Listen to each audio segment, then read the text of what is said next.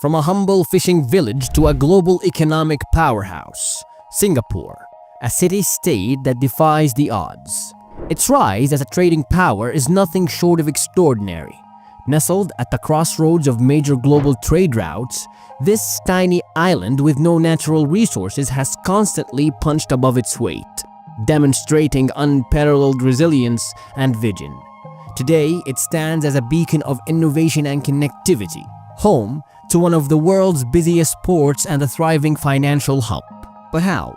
How did a small city island like Singapore achieve such rise? What historical challenges did it overcome, and what bold strategies propelled it into the ranks of global giants? You see, Singapore's ascent is not just about economic success and transformative power of visionary leadership. There's more to it than that. Join us in Singapore's story. The story of Singapore begins long before its modern rise. In the 14th century, the island was known as Temasek, a bustling maritime hub. Its name later would change to become Singapura, meaning Lion City, inspired by a legend involving a Sumatran prince who spotted a lion upon arrival. At that time, Temasek served as a key waypoint for regional trade between China, India, and Southeast Asia, making it quite essential for connecting diverse cultures and trading goods. Despite its early prominence, Singapore's fortune fluctuated due to shifting trade routes and regional conflicts. By the time the British arrived in the 19th century, the island was a quiet fishing village with immense untapped potential.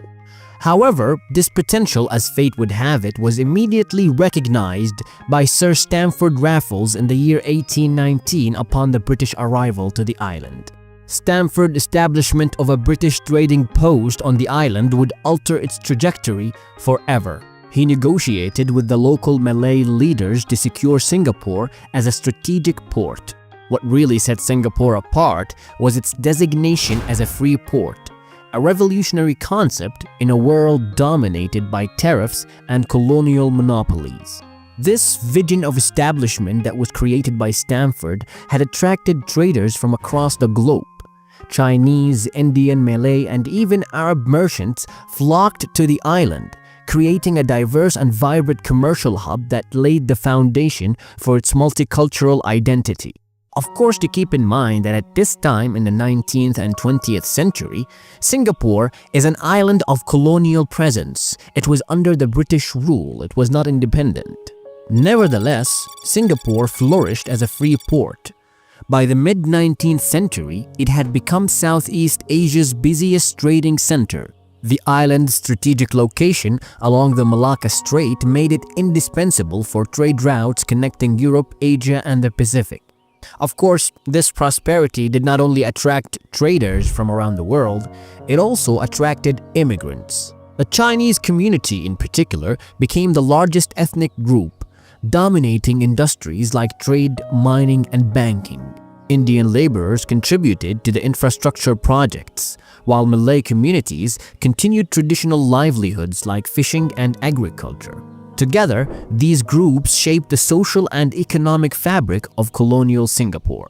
While the strategic location of Singapore was important for its flourishing, it wasn't without its downside. You see, due to that location, the island was coveted by the fighting forces in World War II. In fact, in February 1942, Japanese forces launched a swift and devastating campaign, overwhelming British defenses and capturing the island.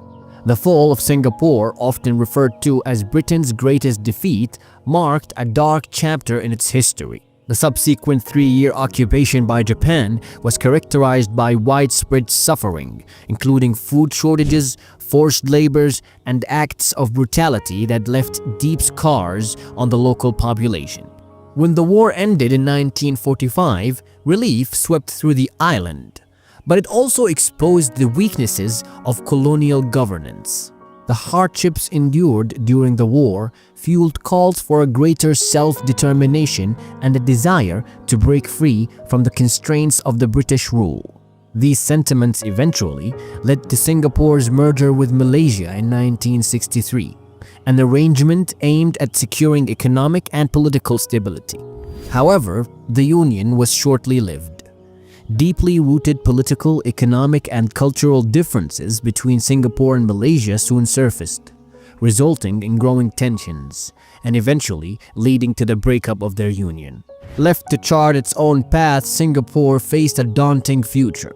As a small, resource-poor nation with no natural hinterland, survival seemed uncertain. Yet, this moment of vulnerability also marked the beginning of an extraordinary journey, driven by the determination to turn challenges into opportunities and build a nation that could thrive against all odds. Independence for Singapore was both a challenge and an opportunity. Under the leadership of Lee Kuan Yew, Singapore embarked ambitiously to secure its future. Recognizing its lack of natural resources, the government focused on developing its greatest asset, the people of Singapore. Of course, industrialization became a cornerstone of this strategy. The Jurong Industrial Estate, launched in the 1960s, entirely transformed Singapore into a hub for manufacturing. At the same time, the government courted multinational corporations with promises of political stability and a pro-business environment. Housing, education, and healthcare reforms ensured that citizens were equipped to participate in the nation's growth. The creation of the Housing Development Board provided affordable homes for the masses, while investments in education produced a skilled workforce. Alongside these efforts, Singapore's leadership understood that its geographic advantage as a trading hub could be leveraged further, and once again, the port, already a vital part of the economy during colonial times, required modernization to keep pace with global developments. Shipping and trade had always been intrinsic to the island's identity, and this was now integrated into its larger vision for economic development. Improvements to port infrastructure began in tandem with industrialization projects, ensuring that the two sectors would reinforce each other in driving growth. By linking the industrial and port strategies, Singapore achieved a unique synergy. You see, the growing manufacturing base in Jurong required efficient shipping routes for both importing and exporting raw materials. In turn, the port's expansion created the logistical backbone necessary to support burgeoning industries. This mutual reinforcement solidified Singapore's position as a vital node in global trade networks, laying the foundation for the country's economic success in the decades to come. The success of Singapore's port cannot be overstated.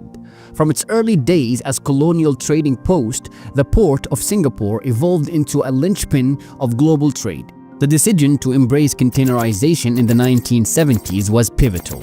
This innovation revolutionized global shipping, and Singapore positioned itself at the forefront of this transformation. By investing in state-of-the-art container terminals and adopting cutting-edge logistic practices, the port became a benchmark for efficiency.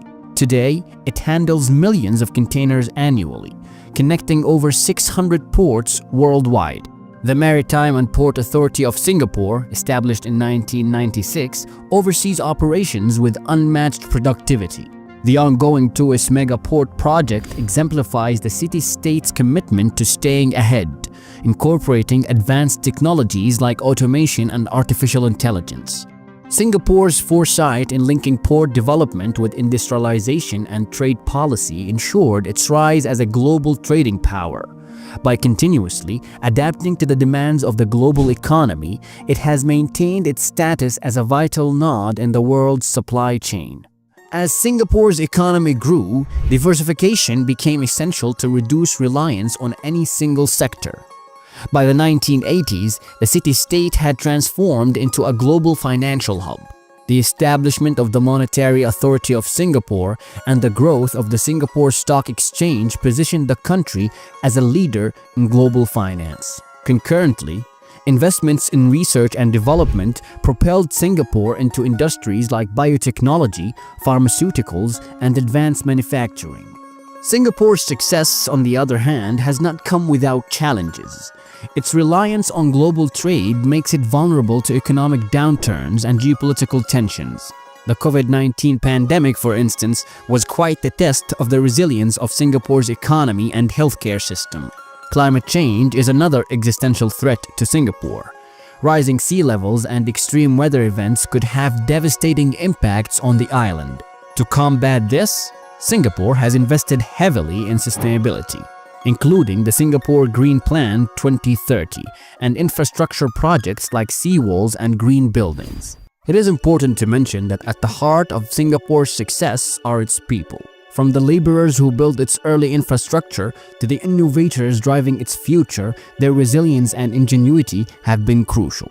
Today, Singapore exemplifies what a small nation can achieve with a vision and determination. Its skyline featuring landmarks like Marina Bay Sands and the Super Tree Grove reflects its transformation into a modern metropolis. Being the home to over 5.6 million people, Singapore thrives on cultural diversity and social harmony. Adding to all that, Singapore's passport is ranked as the most powerful in the world, highlighting the nation's global connectivity and influence. This is our video for today. Thank you for watching. Don't forget to give it thumbs up, hit that notification bell, and subscribe to our channel.